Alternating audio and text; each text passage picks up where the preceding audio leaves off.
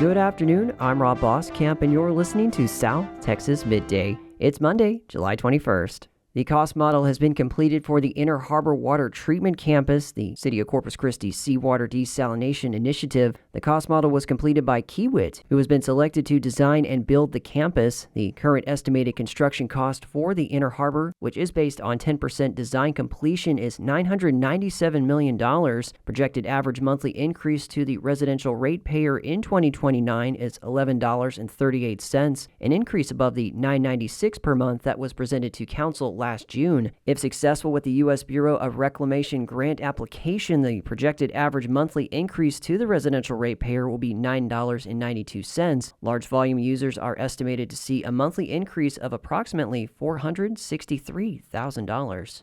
Recent procedure updates for public comment at Corpus Christi City Council meetings, which are now in effect, have been revised for improved public participation. During last week's meeting, the City Council approved additional changes. Speakers may comment on any agenda item or city-related topic at the 5:30 p.m. general public comment session. Registration to speak is only required for the 5:30 p.m. general public comment session. Speakers will sign up at corpuschristitx.gov/sign-in or in person at the kiosk located in City Hall. Registration will begin on Mondays at 8 a.m. and end on Tuesdays at 4 p.m. when there is a City Council meeting. Registration is not required to speak on a specific agenda item when it is being considered. Speakers may ask questions during their time with the understanding that the mayor, council members, and staff shall not answer any questions during the public comment period.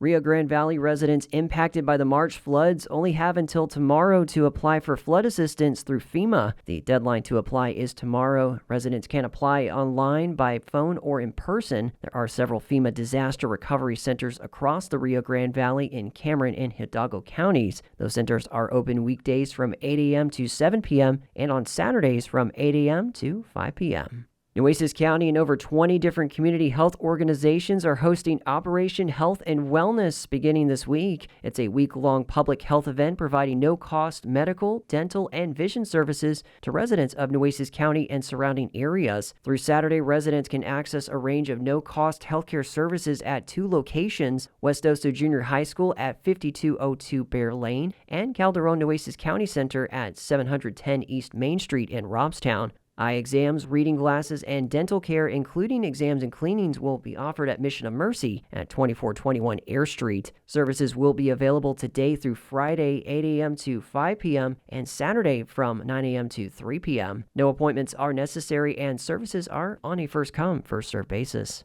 A new collaboration between the Coastal Conservation Association, AFTCO, and the Center for Sportfish Science and Conservation at the Heart Research Institute are giving shark enthusiasts something to enjoy. Spencer Chioc has more. More than just a way to alleviate fears that sharks may be near the beach you're going to, Fin Finder is a new way to track sharks in real time as they navigate day-to-day life in the Gulf of Mexico and the ocean. Viewers will find around 25 sharks that feature a wide variety, from hammerheads to shortfin makos to tiger sharks and more. Dr. Kesley Banks, Associate Research Scientist at the Center for Sportfish Science and Conservation, spoke on the phone about the tagging process. So once the shark has been hooked and reeled in, the angler will safely secure the shark so no anglers or the animal is hurt. And that's usually done by just someone, gently holding on to the shark so it stops or minimizes the flopping. For us on the boat, we gently secure it with a leader alongside the boat and keep the boat in slow circles to keep water pushing past the gills. Most sharks are ram ventilators, meaning they need to be having water push past those gills either through swimming or manually to breathe. Then the angler will insert the dart tag just below the dorsal fin, and the shark is then safely released. Dr. Banks also explained that shark research is still in its infancy compared to other animals, and there are a lot of questions these trackers will hopefully begin to answer. We don't know where they mate. We don't know when they mate. We don't know where they pup, when they pup. And so having this tracker that allows us to track these sharks anywhere in the world will allow us to monitor the population and see when we start to notice aggregations, or if we're seeing sharks that we know to be pregnant are frequenting an area around time of gestation periods. You can check out Fin Finder by going to the Center for Sportfish Science and Conservation's website.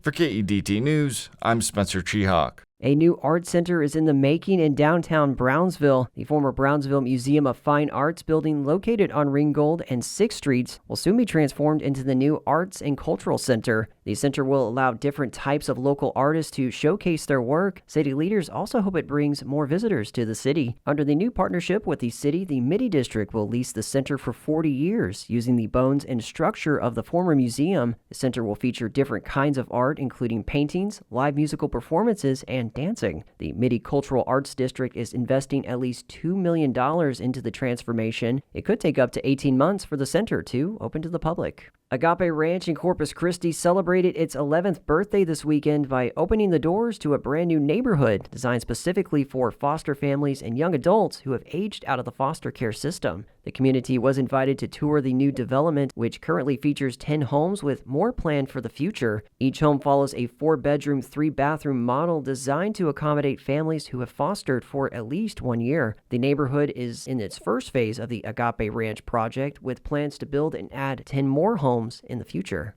The Elsa Volunteer Fire Department is warning the public about a scam involving a fundraiser. According to a Facebook post, they advised the community that they are not hosting any plate sale or fundraisers for an individual who passed away. The post said they were made aware of an individual going to local businesses across the valley, including a hardware store in Weslaco, claiming to collect money for the fundraiser as part of their department. The Volunteer Fire Department said they currently do not have any active fundraisers, and they do not solicit donations or plate sales at random locations or stores. They said if they do become involved in a community fundraiser, they will announce it officially through their Facebook page or by an authorized personnel.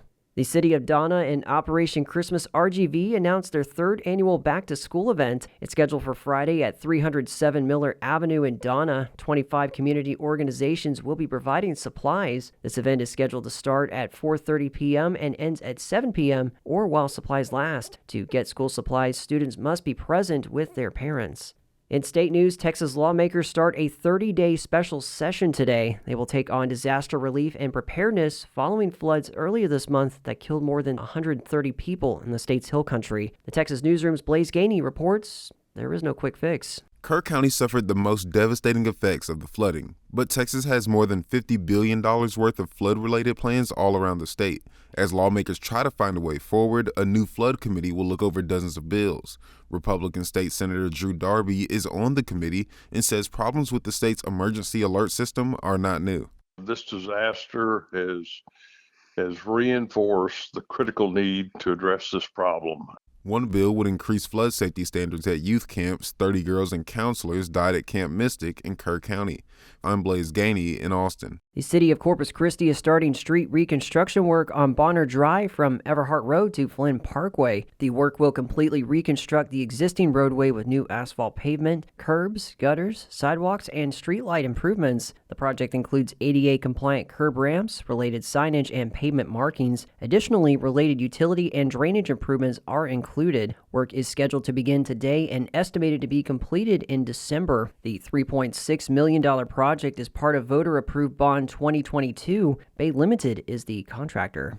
Meanwhile, utility and street improvements on Taylor Street also begin today. Lane closures on Taylor Street between North Lower Broadway and North Water Streets will be in effect through October. One-way traffic will be allowed in the area. The work will include utility improvements and asphalt resurfacing. Construction will be done in phases with the other sections of Taylor Street open to traffic. The City of Victoria will begin work this week on a new right-turn lane on Ball Airport Road at the Mallet Drive intersection. The project marks the first phase of planned improvements along Mallet. Businesses and homes in the construction zone will remain accessible throughout the estimated 3-week project. The road will also remain open to through traffic. Additional changes are planned for the area. Glasgow and Ball Airport roads are expected to undergo further improvements next year as part of the Briggs Boulevard reconstruction project. In sports, the Corpus Christi Hooks took last night's rubber match against the Frisco Rough Riders by scoring 8 runs in the 9th inning at Riders Field in Frisco, marching from behind to beat Frisco 11-6 in front of 5,200 fans. Corpus Christi used its biggest inning of the year to erase a 5-3 deficit after 8 innings. And the Alamo has bought Pee Wee Herman's bicycle as seen in the 1985 movie Pee-wee's Big Adventure, starring the late Paul Reubens. Texas Public Radio's Brian Kirkpatrick explains the bike's connection to the mission-turned-fortress in the Texas Revolution.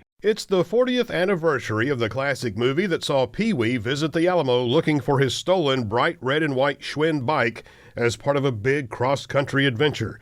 The purchase price was not disclosed. It will be at the center of a gallery inside the Alamo Visitor Center and Museum, set to open in the fall of 2027. To mark the bike's addition to the Alamo grounds and the movie's anniversary, the Alamo Trust has announced plans for a free public screening in its Plaza de Valero.